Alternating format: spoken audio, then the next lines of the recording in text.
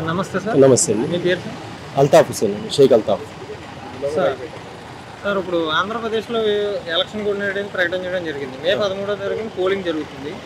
అలాగే వైఎస్ఆర్సీపీ పార్టీ 175 మంది MLA క్యాండిడేట్లను 24 parliament క్యాండిడేట్లని announcement చేశారు. అవును. ప్రతిపక్ష పార్టీలు ఇప్పుడు ఇంకా క్యాండిడేట్లు అనేది అనౌన్స్మెంట్ చేయలేదు. ఈ విధంగా అర్థం చేసుకోవాలి. మీరు క్వశ్చన్ చేసిన ప్రశ్నలోనే ఆన్సర్ ఉంది. అదేంటంటే వాళ్ళు ఇప్పుడు కూడా అభ్యర్థులు వెతుక్కుంటున్నారంటే అది ఎంత డ్రాబ్యాకో వాళ్ళు ఆలోచించుకోవాలి. జగన్ గారు చేసినటువంటి పథకాలు కానివ్వండి, జగన్ గారు చేసినటువంటి సంక్షేమం కానివ్వండి, ఇప్పటివరకు ఏ సీఎం కూడా చేయలేదు. ఎందుకు చేయలేదంటే డేటా ఉంది దానికి. 1960లో ఫస్ట్ సీఎం నీలం సంజీవ్ రెడ్డి గారు, తర్వాత I think 16th CM 17th CM Jagan గారు. అంతమంది సీఎంలో ఎవరు చేయనటువంటి సంక్షేమ పథకాలు, ఎవరు చేయనటువంటి ఆంధ్ర అభివృద్ధి ఓన్లీ జగన్మోహన్ రెడ్డికి చెల్లింది. అది చూసుకొని జనాల గుండెల్లో జగన్మోహన్ రెడ్డి గారు నాటుకుపోయి ఉన్నారు. అది చూసి భయపడి ఏ ఎమ్మెల్యే మీద ఎవరు నుంచోబెట్టాలి, ఏ ఎంపీ మీద ఎవరు నుంచోబెట్టాలి అని ఇప్పుడు కూడా తేల్చుకోలేకపోతున్నారు. దాంట్లోనే ఆ ప్రశ్నలోనే ఆన్సర్ ఉంది. ఎందుకంటే ఎప్పుడు కూడా అడవిలో కూడా మీరు చూడండి, పందులు, నక్కలు, తోడేళ్ళు గుంపులుగా వస్తాయి, సింహం సింగల్గా వస్తుంది. అదే జగన్మోహన్ రెడ్డి గారు సింగల్గా వస్తున్నారు. ఇప్పుడు ఎవరిని కలుపుకోవట్లా, ఎవరిని ఇచ్చేయట్లా, ఎవరిని దేవి అనట్లా. వీళ్ళు ఏం చేస్తున్నారు, అందరు బీజేపీ అంట, జనసేన అంట, తర్వాత తెలుగుదేశం అంట. ఏంటండి, ఇంకా ఎవరికి కావాలంటే ఒక 100 పార్టీలు కలుపుకోండి, అయినా సరే మీకు గట్టి సమాధానం ఆంధ్రప్రదేశ్లో 5 కోట్ల మంది ఆంధ్ర ప్రజలు మీకు సమాధానం చెప్పడానికి రెడీగా ఉన్నారు. ఎందుకు రెడీగా ఉన్నారంటే జగన్మోహన్ రెడ్డి గారు వాళ్ళ గుండెలో నాటుకుపోయి ఉన్నారు.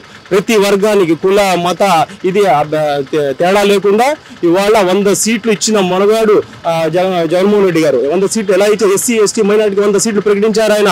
మీరు ఏం ఇచ్చారు, ఎస్సీ ఎస్టీలకు బీసీ మైనార్టీకి డేటా తీయండి. దాంట్లో సీఎం ఇప్పటివరకు 1960 నుంచి ఒక 7 ఎమ్మెల్యేల సీట్లు ఇచ్చిన ఘనత, ఎమ్మెల్యే సీట్లు ముస్లిమ్స్కి మైనార్టీలకు ఓన్లీ ఇచ్చిన ఘనత ఎవరు మోహన్ గారు ఉన్నాడంటే అది ఓన్లీ జగన్మోహన్ రెడ్డి గారు ఉన్నారు. అది కూడా బేరీజ్ చేసుకోండి, మైనార్టీల మీద ఎంత ప్రేమ ఉందో. పాలనలో కూడా భాగస్వామ్యం చేస్తున్నాడు, మైనార్టీలు ఏ కులాన్ని వదలట్లేదు. బీసీలకి దాదాపుగా బీసీ ఎస్సీ ఎస్టీ మైనార్టీలకు 100 సీట్లు ఇచ్చారు. దాంట్లోనే ఒక సామాజిక న్యాయం కనబడుతుందండి. ఆ న్యాయానికి కట్టుబడి జనాలందరూ కూడా జగన్మోహన్ రెడ్డి గారు కట్టుబడి ఉన్నారు. ఆయనకి ఎప్పుడు వస్తాడా, ఎప్పుడు మళ్ళీ రెండోసారి సీఎం చేసుకుందామని జనాలు ఊళ్ళూరుతున్నారు. పార్టీ కార్యకర్తలు కానివ్వండి, పార్టీ నాయకులు కానివ్వండి, ఎవరైనా తర్వాత ప్రజలు కానివ్వండి, ఎప్పుడు ఓటింగ్ వస్తుందా, ఎప్పుడు మనం జగన్మోహన్ రెడ్డి గారిని గెలిపించుకుందామని ఒకటే ఆలోచన. దానికి కట్టుబడి ఉండే 175 వైనాట్ 175 అంటే వైనాట్ 175 డెఫినెట్గా సాధిస్తాం. ఇంకోటి ఏంటంటే దానికి ఏంటంటే ఇంకోటి తోడు ఈ సిద్ధం సభలు. ఈ సిద్ధం సభలు ఏంటండి జరిగిన తీరు ఒకసారి పరిశీలించండి. అప్పటి నుంచి వీళ్ళ గుండెల్లో రైళ్లు పరిగెడుతున్నాయి. 20 లక్షల మంది జనాభా, 20 లక్షల మంది జనాలు పోగయ్యారంటే ఒక సిద్ధం సభకి, ఒక సీఎంకి దానికి పైపెచ్చు లీస్ట్ చెప్తున్నా నేను. 30 లక్షలు ఉండొచ్చు, 25 లక్షలు ఉండొచ్చు, లీస్ట్గా చెప్తున్నా 20 లక్షలు అని చెప్పి. అంతమంది జనాలు చూసి వీళ్ళ మైండ్ బ్లాక్ అయిందండి. ఏం చేయాలి, ఎలా కుటుంబాలతో ఈ జగన్మోహన్ రెడ్డి గారిని దించాలని ఒకటే ఆలోచన.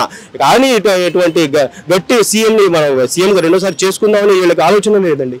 ప్రతిపక్ష పార్టీలు అదంతా గ్రాఫిక్స్, గ్రీన్ మ్యాట్లు వేసేవన్నీ వాళ్ళ సోషల్ మీడియా ద్వారా చేపిస్తున్న గ్రాఫిక్స్ ఛానల్ అని చెప్పి ఆరోపణలు చేస్తున్నాయి. అవును. మరి దీన్ని ఎలా మాట్లాడుతున్నారు? గ్రాఫిక్స్ అంటే ఒకటే ఆలోచన.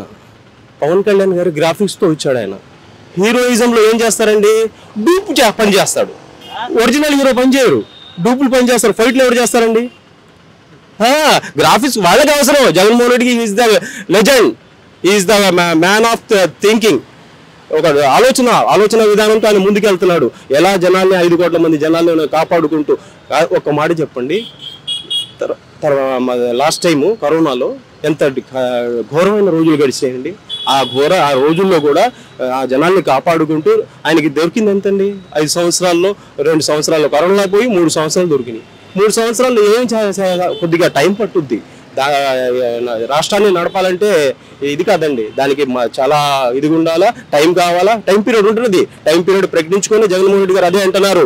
ఒకసారికి ఇచ్చారు, నాకు గెలిపించారు, 3 సంవత్సరాలు నాకు దొరికింది, ఇంకా అవకాశం ఇవ్వండి, ఏ సమయంలో నేను ఏం చేస్తాను మీరు చూడండి అంటున్నారు ఆంధ్ర ప్రజలు. ఆయన ఇప్పుడు ఈ ప్రతిపక్ష పార్టీలు పెట్టుకున్న పొత్తు అది కేవలం నాయకుల మధ్య పొత్తే తప్ప గ్రౌండ్ లెవెల్లో సాధారణ కార్యకర్తల మధ్య జరిగే పొత్తు అనేది అది విజయవంతం అవ్వలేదు అని చెప్పి అంటున్నారు. అది నిజంగా కేడర్లు అంటే బయట చూడడానికి జనాల్లో అదే ఉందండి. ఇప్పుడు జనరల్ ఒక గొడవ జరిగితేనే 10 మంది వచ్చేసి ఒకరిని కొడితే ఏమనుకుంటారు చెప్పండి? దుమ్మి అంటారు దాన్ని. ఈ దొమ్ముల ముంద వచ్చేసి మొత్తం కట్టకట్టుకొని జగన్ గారిని ఎలా చేద్దాము, ఎలా దించేద్దాము, అరే రాష్ట్రాన్ని ఎలా డెవలప్ చేద్దాం. బీజేపీ వాళ్ళు అక్కడ ఉన్నారు, ఏం ఫండ్స్ రేజ్ చేస్తున్నారు, ఆంధ్రప్రదేశ్కి రావాల్సిన హక్కు ఇవ్వట్లా. ఆ రావాల్సిన హక్కు మనకి ఇవ్వాలి, ఇంకా రావాల్సింది చాలా ఉంది, కానీ వాళ్ళు ఇవ్వట్లేదు. వాళ్ళు ఇస్తే జగన్మోహన్ రెడ్డి గారు ఆల్రెడీ డెవలప్ చేస్తాడు, ఆయన తప్పులేదు, ఆయన దాంట్లో తప్పే ఉందండి. పొద్దున్న లేస్తే పథకాలు ప్రకటిస్తున్నారు, 9 నవరత్నాలు అన్నారు, 90 రత్నాలు ఇచ్చాడు ఆయన. 600 పైచిలుకు పథకాలు చేసిన మొనగాడు జగన్మోహన్ రెడ్డి గారు. ఒకటే చెల్లుద్దండి, ఒకటే జనాలు, ఒకటే నానుడి ఏంటంటే, ఒక పథకాలు మాట ఇచ్చితే మాట తప్పడు ఈ సీఎం. అది జనాల గుండెలు నాటుకుపోయి ఉంది, దాన్ని ఎవరు తొరపలేరు, ఎవరు చెరపలేరు కూడా. ఇప్పుడు ప్రకటించిన సీట్లలో అసెంబ్లీ నియోజకవర్గ సీట్లలో 80% అంటే ఎస్సీ, బీసీ, ఎస్టీ మైనారిటీ 100 సీట్లు అండి, 100 సీట్లు ప్రకటించారు జగన్మోహన్ రెడ్డి గారు. అవునండి. దీన్ని ఏ విధంగా చూడాలి? సామాజిక న్యాయం ఇక్కడే కనబడుతుందండి. సామాజిక న్యాయం అంటే ఇదే, పాలనలో బడుగు బలహీన వర్గాలని, బీసీలని భాగస్వామ్యం చేయాలి. సామాజిక న్యాయం అంటే అది చూపించిన ఘనత పులివెందుల పులిబిడ్డ మన జగన్మోహన్ రెడ్డి గారు. 100 సీట్లు ఇచ్చారంటే మామూలు కాదండి. 170 సీట్లు బీసీఎస్సీ మైనార్టీలు 100 ఇస్తే ఇంకేం మిగిలిండి ఓసీలు చెప్పండి? 70 సీట్లు. కానీ వాళ్ళకి చెప్తున్నా, వాళ్ళ జనాభా లెక్క తమాషా ప్రకారం ఆయన సీట్లు ఇచ్చాడు, ఆయన దాంట్లో తప్పు లేదు. ఆ జనాలు కూడా అదే అనుకుంటున్నారు.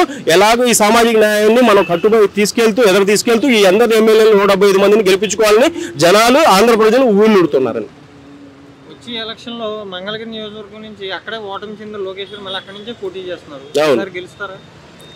గెలుస్తారా అంటే, ఇప్పుడు ఎల్కేజీ పిల్లోడు వెళ్ళి డైరెక్ట్ గా పీజీ చేయలేడండి. ఎల్కేజీ నుంచి తర్వాత యూకేజీ రావాలి, first class, 10th class, intermediate, తర్వాత డిగ్రీ చేసుకుంటూ రావాలి. ఒకేసారి ఆయన నాన్న సీఎం ఉండబట్టి ఆయన డైరెక్ట్ గా ఎమ్మెల్సీ ఇచ్చుకొని మా మంత్రి పదవి ఇచ్చుకున్నాడు. ఆయన పోటీ చేసి ఓడిపోయాడు. ఆయన ముందు పోటీ చేసి గెలవమండి ఎమ్మెల్యేగా, ఆ తర్వాత ఆలోచించవచ్చు సీఎం, ఆ తర్వాత ఇంకా పై పదవులు. ఆయన ఇప్పుడు విజయవాడ పశ్చిమ నియోజకవర్గ టికెట్ మొన్న ప్రకటించిన అభ్యర్థుల్లో షేక్ అలీ ఆసిఫ్ ప్రకటించారు. అవునండి. నెక్స్ట్ ఆయన అసెంబ్లీకి వెళ్ళే అవకాశాలు ఉన్నాయి? 100% ఉన్నాయండి. ఎందుకంటే 2,40,000 ఓట్లు అండి ఇక్కడ పశ్చిమ నియోజకవర్గంలో. దాంట్లో 65 పైచిలకు మైనార్టీలు, ఓన్లీ ముస్లిమ్స్ ఓట్లు ఉన్నాయి. తర్వాత ఎస్సీ ఎస్టీలు సెకండ్ ప్లేస్ లో ఉన్నారు. దాదాపుగా 45 నుంచి 50,000 ఎస్సీ ఎస్టీలు ఉన్నారండి. తర్వాత నగరాలు ఉన్నారు 30,000. తర్వాత బీసీలు ఉన్నారు. వీళ్ళందరూ ఒకే పార్టీ కట్టుబడి ఉన్నారు, వైఎస్ఆర్సీపీ కట్టుబడి ఉన్నారు. అది ధీమా. 100% జగన్మోహన్ రెడ్డి ఒకటేనండి, జగన్మోహన్ రెడ్డి గారి పథకాలు జగన్ బొమ్మ. ఈ పథకాలు జనాల్లో నాటుకుపోయి ఉందని.